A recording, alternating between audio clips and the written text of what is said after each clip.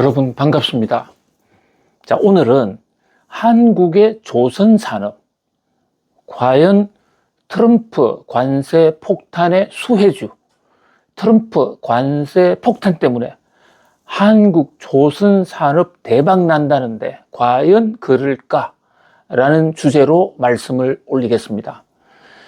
자, 지금 트럼프 관세 폭탄이 세계를 뒤흔들고 있습니다. 그 와중에서도 한국의 조선산업은 트럼프 때문에 주가가 굉장히 많이 올라가고 있습니다. 그야말로 땡큐 트럼프라는 말을 듣기에 충분합니다. 트럼프 당선 이후에 우리나라의 조선 관련주 한번 살펴볼까요? 한화오션 해양, 그 다음에 또 HD 현대중공업, 또 삼성중공업, 그 밖에도 많은 조선 회사들이 있죠. 이 주가가 얼마나 많이 올랐습니까? 정말 조선에 주식 투자하신 분들은 큰 돈을 벌으셨을 것으로 생각이 됩니다. 사실 조선 산업이 뜰 것이다 라는 얘기는 제가 SBS 비즈나 연합뉴스 또 YTN 등의 이 공중파 또는 이 케이블 채널 방송 등에서 작년부터 했었습니다. 자, 왜냐하면 트럼프 대통령은요, 이 중국과 한판 붙을 생각을 하고 있습니다. 꼭 전쟁을 하겠다는 건 아니지만은 중국에 대해서 엄청나게 컴플렉스가 많고 중국을 물리치지 않으면 트럼프가 말하는 메이크 아메리카 그레이트 어게인, 미국을 위대하게, 이거 없습니다. 그리고요, 제가 미국에서 오래 살았지 않습니까? 미국의 백인 중산층들, 노동자 계급들, 거기에 입주도 제가 하고 살았거든요. 그 사람들하고 한번 대화를 해보세요. 중국에 대한 적개심이 하늘을 찌릅니다. 자, 한때 100년 전에 중국 이민을 미국 정부가 전면 금지한 적이 있습니다. 우리 샌프란시스코에 가면 그 다리 있죠. 금문교. 또 미국을 동수로 뚫는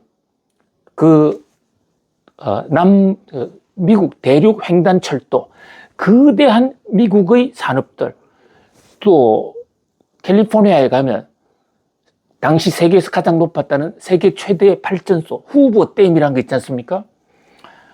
이거 누가 지었는 줄 아세요? 중국 쿨리들이 지었습니다. 쿨리. 왜 쿨리라고 그러느냐? 중국말로 꿀이 노력, 고생해서 일하다는 건데 그게 광둥어를 고쳤으면 쿨리가 됐는데요. 미국이 근대화 또 인프라를 건설하는 과정에서 싼 노동력, 자, 링컨 대통령이 1861년부터 남북 전쟁을 했습니다. 그 남북 전쟁 와중에 본인의 의도는 아니었지만 노예를 해방해 버렸습니다. 노예를 갑자기 해방하니까 미국이 어떻게 됩니까? 일할 사람이 없는 거예요. 농촌은 물론이고, 특히 건설, 짐 실어 나르고, 이거 아무도 안 하는 겁니다. 그래서 당황한 미국이 전 세계를 돌아다니면서 인구가 가장 많은, 당시 중국 청나라 말기에 살기 어려운 중국 사람들, 노동자를 떼그 싣고 갔어요. 그 사람들이 금문교도 만들었고, 동서 횡단철도도 만들었고요. 또 후보댐, 또 건설한 것입니다. 엄청나게 많은 수가 들어왔는데 보통 흑인들이나 난민 사람들은 들어오면 흩어지잖아요. 흩어져서 살기 때문에 있는지 없는지 잘 몰라요. 근데 이 중국 어른들 어떡합니까? 중국말 안 잊어버리고요. 도처마다 차이나타운을 만들어요. 그 차이나타운, 샌프란시스코 차이나타운 한번 가보세요. 여기는 완전히 중국입니다. 아니, 베이징보다 더 번화하고 샹하이보다 더 번화한 곳입니다. 영어 한마디 못해도 모든 비즈니스가 다 돌아갑니다. 저는 애기들을 미국 캘리포니아에서 중고등학교를 보낸 적이 있는데요. 학교 PTA 모임, PTA가 그게 육성회 모임이에요. 부모들을 학교에서 자주 불러요. 깜짝 놀랍니다, 가면. 95% 이제 전부 차이니즈예요. 제가 중국어를 조금 하거든요. 저 중국인민대학에서 뭐 교수를 하기도 했습니다. 중국에서 좀 살기도 했고요. 조금 하는 중국어. 샌프란시스코 중국인촌에 가면 정말 편해요. 제 자랑을 하려는 게 아니고요. 뉴욕 중국인촌은 더 합니다. 뉴욕의 그 차이나타운에 가면 임칙스라는 사람이 있어요. 임칙스. 동상이 있거든요. 아니, 미국 땅에 중국인 동상이 있다고요. 임칙스가 누구냐? 임칙스가 청나라 말기의 관리인데요. 아편을 영국, 그 유럽 사람들이 미국에 막 실어낼 때 그 아편 들어오는 중국 사람들 목을 쳤던 사람이 임칙스입니다. 결국 그것 때문에 아편 전쟁이 터졌고, 뭐 중국이 땅을 많이 뺏겼지만 지금도 중국 사람들은 그 임칙스의 정신을 이어받자 항미 정신이라고 그럴까요? 항유럽 정신. 서양 코쟁이들을 납작하게 해준 그 임칙스를 정신을 이어받자는 그게 뉴욕 차이나타운에 동상이 서 있어요. 지나가는 사람도 그 동상 보고 그냥 중국 사람이군. 뭐 이 사람이 이민 와서 미국에 기여했군. 아닙니다. 그 사람 중국 이민 간 적, 미국 땅 밟은 적이 없는 사람입니다. 중국의 영웅이고, 중국 화교들은 이렇게 다른 나라를 돌아다녀도 그 영웅을 달고 다닌다고요. 마치 우리나라에도 보세요. 신설동 주변에 가면 동묘라고 있지 않습니까? 관우 장군, 임진왜란 때 왔거든요. 그런 사람을 달고 다니는, 그러니까 미국 사람들이 볼 때는 황인종이었어도 좀 끄름칙한데 차이나타운을 만들고 자기들끼리 살아? 이거 빌헬름 텔, 독일의 빌헬름 2세가 황하론, 언젠가는 황인종들이 유럽을 점거할 거야. 실제적으로 칭기스칸이 그런 적이 있었고요. 그러니까 미국 사람들이 황인종 때문에 미국이 망하겠다 놀라서 100년 전에 중국 사람 이민 100% 금지시킨 적이 있어요. 중국 사람 추방한 적도 있었습니다. 그러니까 중국은 지금 미국에서 상당히 뿌리를 내리고 있는데 미국 사람들은 바로 중국 사람들 때문에 우리가 살기 어렵겠다. 좋은 일자리 중국 사람들이 많이 갖고 있거든요. 이를테면 엔비디아의 CEO 젠슨 황 같은 사람도 중국에서 이민 온 사람 아닙니까? 그런 사람들, 동양 사람들이 공부를 잘하잖아요. 성실하죠. 그러니까 우리 일자리 다 뺏긴다 하고 있는 차에 중국 상품이 싸게 들어와가지고 미국 기업들을 다 망하게 한다. 이러니까 트럼프 대통령의 자기 기반이 바로 중국 때리기입니다. 중국을 때리게 하면서 애국주의를 선동했고 거기서 표를 얻은 겁니다. 이건 민주당도 크게 다르지는 않아요. 정도의 차이가 있지만. 자, 그런 각도에서 바로 그 미국의 뭐 중국 사람에 대한 견제 이런 것은 매우 높다. 그래서 트럼프가 자기 선거 공약으로도 중국과는 한판 전쟁할 수도 있다라는 얘기를 공공연히 얘기합니다. 자, 갑자기 한국 선박 산업들이 현대중공업 그리고 한화오션 등이 트럼프 관세 폭탄의 수혜주 인가를 얘기하면서 갑자기 중국 침공을 왜 얘기하느냐? 이게 관련이 있기 때문이에요. 미국과 중국이 뭐 당장에 싸우지는 않을 겁니다. 그러나 최대 안보가 국방력이 강해야 되잖아요. 그러니까 트럼프 입장에서는 중국과 싸울 수도 있다는 걸 전제로 하고 국방력 강화. 그래서 방위산업, 방산업체가 지금 크는 거예요. 방산업체 주가가 올라가고. 그런데 트럼프뿐만이 아니라 미국의 많은 전문가들, 웬만한 사람들 다 압니다. 중국과 붙으려면 중국과를 어떻게 붙습니까? 국경을 대지 않기 때문에 비행기가 날아가는데도 시간이 걸리고 그렇다고 핵을 쓸 수도 없는 거고 결국 해상에서 붙어야 됩니다. 일본과 미국이 어디서 성패가 갈라집니까? 하와이, 진주만이라든지 미드웨이 해전 거기서 미국이 역전하면서 오늘날 미국이 큰 거 아닙니까? 그럼 바다에서 붙어야 되는데 해군이 필요한데 해군은 함정이거든요. 그런데 미국이 최근 한 20년간 배를 제대로 못 만들었어요. 함정이 없는 거예요. 옛날 거는 있지만 새로 만든 게 거의 없다는 거죠. 근데 미국은, 중국은 어떻습니까?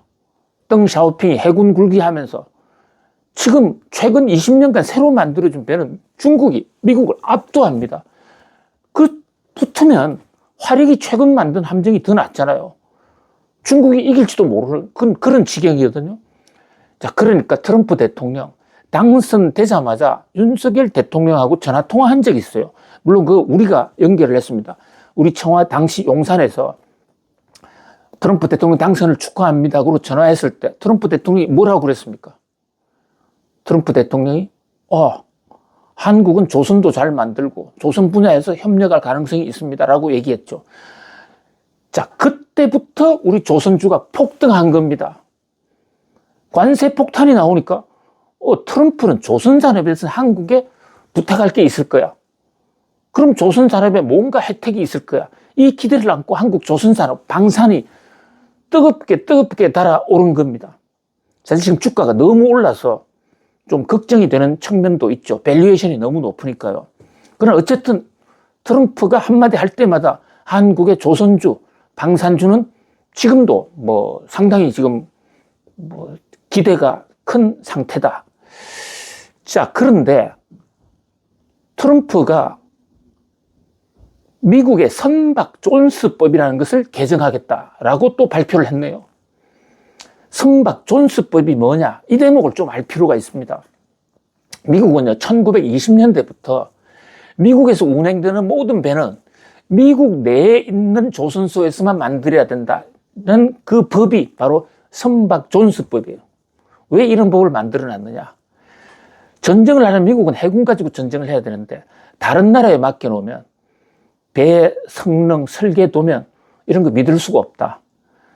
미국은요, 그 일반 상업용 화물선 같도 전쟁이 일어나면 그것을 함정으로 바꾸기 위한 사전 작업을 해놓고 있습니다.